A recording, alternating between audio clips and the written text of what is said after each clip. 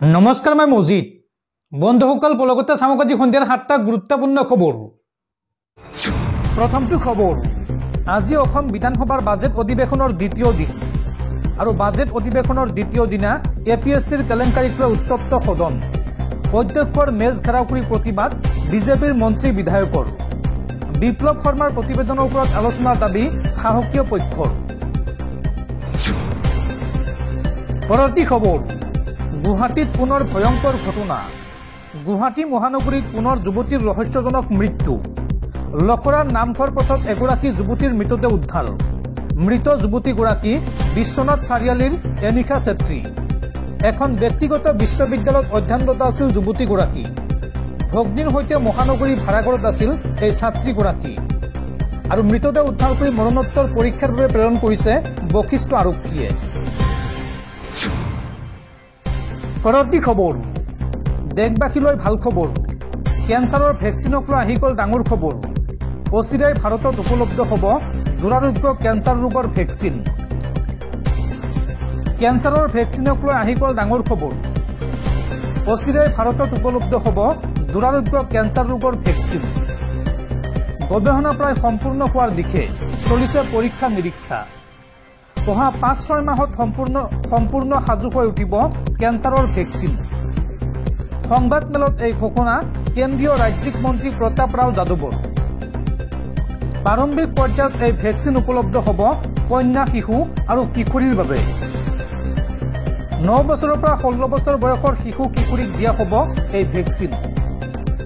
মহিলাৰ বিভিন্ন প্ৰকাৰৰ কেঞ্চাৰ প্ৰতিৰোধৰ বাবে চৰকাৰৰ এই বৃহৎ পদক্ষেপ। দৰ্শকসকল আৰু বহুতো গুৰুত্বপূৰ্ণ খবৰ আছে।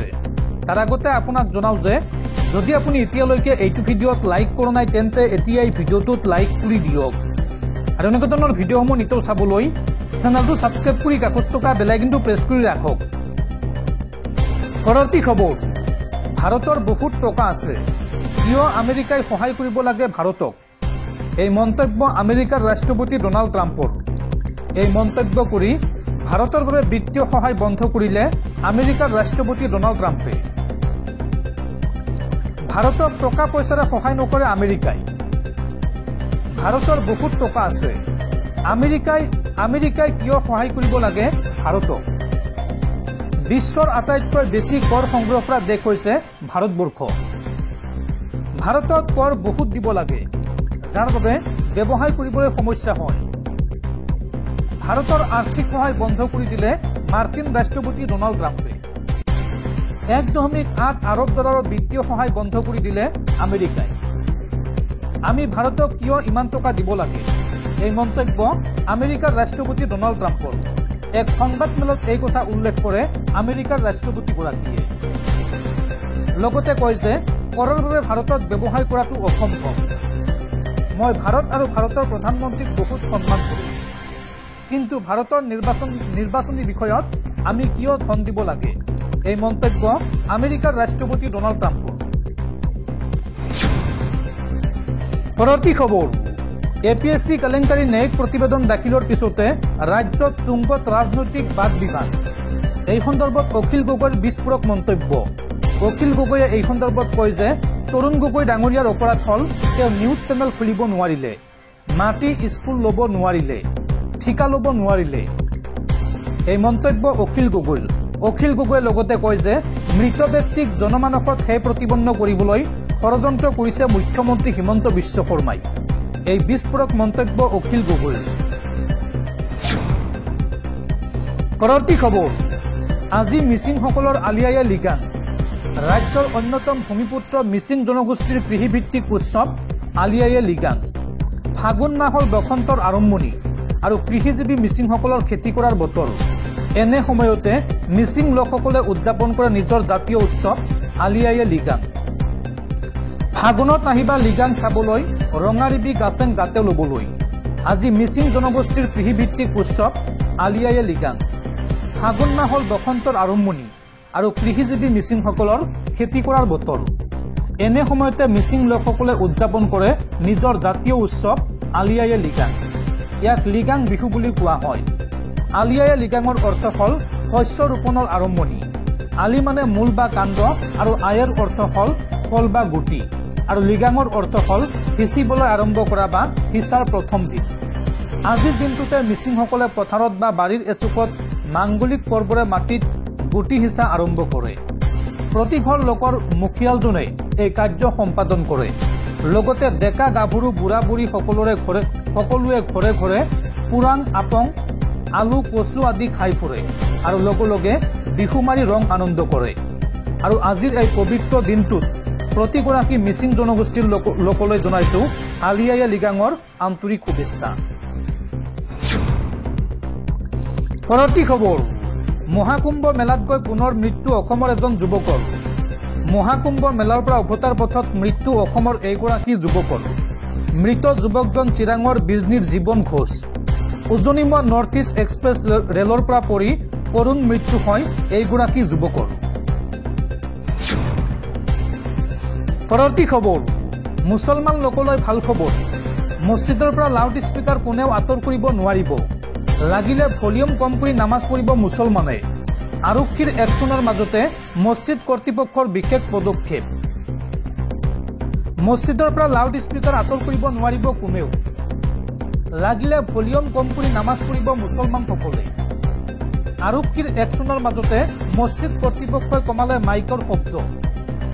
লাউড স্পীকাৰ আঁতৰাবলৈ মছজিদে চলিছিল আৰক্ষীৰ অভিযান। আৰক্ষীয়ে তন্নকৈ পৰীক্ষা কৰে লাউড স্পীকাৰৰ শব্দৰ মাত্ৰা। আৰু একাংশ লোকে উচ্চ স্বৰত আজান কৰাক লৈ দিছিল অভিযোগ। এই অভিযোগৰ পিছতে মহাৰাষ্ট্ৰ চৰকাৰৰ একশ্যন আৰম্ভ হৈছিল। মুম্বাইৰ মছজিদে চলিছিল আৰক্ষীৰ অভিযান। আৰু আৰক্ষীৰ অভিযোগৰ পিছতেই কম কৰি দিয়া হ'ল মাইকৰ শব্দ আৰু লাউড স্পীকাৰৰ শব্দৰ মাত্ৰা কম কৰি আজান দিয়া হৈছে এতিয়া মছজিদসমূহত।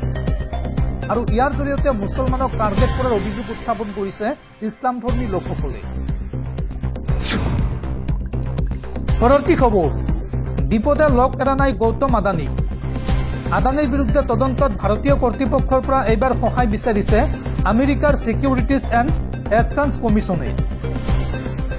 আদানী গ্ৰুপৰ প্ৰতিষ্ঠাপক গৌতম আদানী আৰু তেওঁৰ ভতিজা সাগৰ আদানীৰ বিৰুদ্ধে ছিকিউৰিটিজ জালিয়াতি আৰু $265 মিলিয়ন উৎকোচৰ অভিযোগৰ তদন্তত ভাৰতীয় কৰ্তৃপক্ষৰ পৰা সহায় বিচাৰিছে আমেৰিকাৰ ছিকিউৰিটিজ এণ্ড এক্সচেঞ্জ কমিছনে। নিউয়ৰ্কৰ এখন জিলা আদালতত SECয়ে কয় যে গৌতম আদানী আৰু সাগৰ আদানীৰ বিৰুদ্ধে অভিযোগনামা দাখিল কৰাৰ প্ৰচেষ্টা অব্যাহত আছে আৰু ইয়াৰ বাবে ভাৰতৰ আইন আৰু ন্যায় মন্ত্ৰালয়ৰ পৰা সহায় বিচৰা হৈছে। উল্লেখযোগ্য যে গৌতম আদানী আৰু সাগৰ আদানী বৰ্তমান ভাৰতত আছে। সংবাদ মাধ্যমে আদানীক এই সম্পৰ্কে উত্তৰ বিচাৰিছে যদিও এতিয়ালৈকে কোনো সঁহাৰি দিয়া নাই। উল্লেখযোগ্য যে যোৱা বছৰ ব্ৰুকলিনৰ ফেডাৰেল প্ৰচিকিউটৰসকলে অভিযোগনামা দাখিল কৰিছিল, য'ত আদানীয়ে ভাৰতীয় বিষয়াসকলক আদানী গ্ৰুপৰ সহযোগী কোম্পানী আদানী গ্ৰীণ এনাৰ্জিৰ উৎপাদিত বিদ্যুৎ ক্ৰয় কৰিবলৈ পতিয়ন নিয়াবলৈ উৎকোচ দিছিল আৰু তাৰ পিছত কোম্পানীটোৰ দুৰ্নীতি বিৰোধী পদ্ধতিৰ বিষয়ে আশ্বস্ত কৰাৰ তথ্য প্ৰদান কৰি আমেৰিকাৰ বিনিয়োগকাৰীক বিপথে পৰিচালিত কৰিছিল। অৱশ্য আদানী গ্ৰুপে এই অভিযোগক ভিত্তিহীন বুলি অভিহিত কৰিছে আৰু সকলো সম্ভাৱ্য আইনী আশ্ৰয় গ্ৰহণ কৰাৰ কথা সদৰি কৰিছে। পৰৱৰ্তী খবৰ, ৰাজ্য কঁপাই যোৱা APSC কেলেংকাৰীক লৈ এইবাৰ বিস্ফোৰক অভিযোগ উত্থাপন কৰিছে অসম প্ৰদেশ কংগ্ৰেছ কমিটিৰ সভাপতি ভূপেন বৰাই। ভূপেন বৰাই এই সন্দৰ্ভত কয় যে ৰাকেশ কুমাৰ পালক APSCৰ অধ্যক্ষ পাতিবলৈ অসমৰ প্ৰাক্তন মুখ্যমন্ত্ৰী তৰুণ গগৈক হেঁচা দিছিল ডক্টৰ হিমন্ত বিশ্ব শৰ্মা, অজন্তা নেওগ আৰু গৌতম ৰয়ে। এই তিনিজন মানুহৰ নাম তদন্ত আয়োগৰ প্ৰতিবেদনত নাই। APSC কেলেংকাৰী সন্দৰ্ভত এই বিস্ফোৰক মন্তব্য ভূপেন কুমাৰ বৰা। পৰৱৰ্তী খবৰ, ৰাজ্যত নিষিদ্ধ হ'ল গুটকা পান মছলা। গুটকা পান মছলাক লৈ চৰকাৰৰ বৃহৎ ঘোষণা। গুটকা পান মছলাৰ উৎপাদন, মজুত, বিক্ৰী আৰু যোগানত সম্পূৰ্ণৰূপে নিষেধাজ্ঞা জাৰি চৰকাৰৰ। গুটকা পান মছলাক লৈ চৰকাৰে কৰিলে বৃহৎ ঘোষণা। গুটকা পান মছলা খোৱাসকলৰ বাবে বেয়া খবৰ। এতিয়াৰ পৰা ৰাজ্যখনত গুটকা পান মছলা সম্পূৰ্ণৰূপে নিষিদ্ধ কৰা হৈছে। গুটকা পান মছলাৰ উৎপাদন, মজুত, বিক্ৰী, যোগান নিষিদ্ধ ঘোষণা কৰা হৈছে। ঝাৰখণ্ডৰ স্বাস্থ্য পৰিয়াল কল্যাণ বিভাগে জাৰি কৰিছে এই নিৰ্দেশনা। মঙলবাৰৰ পৰা প্ৰযোজ্য হোৱাকৈ এই নিৰ্দেশনা জাৰি চৰকাৰৰ। জনতাৰ স্বাস্থ্যৰ সুৰক্ষাৰ কথা চিন্তা কৰি এই পদক্ষেপ লোৱাৰ কথা উল্লেখ কৰিছে চৰকাৰখনে। গুটকা পান মছলাৰ বাবে বহু যুৱকৰ মৃত্যু হৈছে। কম বয়সত যাতে আৰু যুৱকে প্ৰাণ হেৰুৱাবলগীয়া নহয় তাৰ বাবে এই সিদ্ধান্ত গ্ৰহণ কৰা হৈছে। এই মন্তব্যৰে গুটকা পান মছলা নিষিদ্ধ ঘোষণা স্বাস্থ্যমন্ত্ৰী ডাক্তৰ ইৰফান আনছাৰীৰ। কমেও এটা বছৰৰ বাবে ৰাজ্যখনত ধঁপাতজাতীয় পান মছলা গুটকা নিষিদ্ধ কৰা হৈছে। পৰৱৰ্তী খবৰ, এডিআৰই পৰীক্ষাৰ ফলাফলক লৈ মুখ্যমন্ত্ৰী হিমন্ত বিশ্ব শৰ্মাৰ ডাঙৰ ঘোষণা। শীঘ্ৰেই ঘোষণা কৰা হ'ব এডিআৰই পৰীক্ষাৰ ফলাফল। 7 মাৰ্চৰ পূৰ্বে ঘোষণা কৰা হ'ব এডিআৰই পৰীক্ষাৰ ফলাফল। সামাজিক মাধ্যমত এই ঘোষণা মুখ্যমন্ত্ৰী হিমন্ত বিশ্ব শৰ্মাৰ।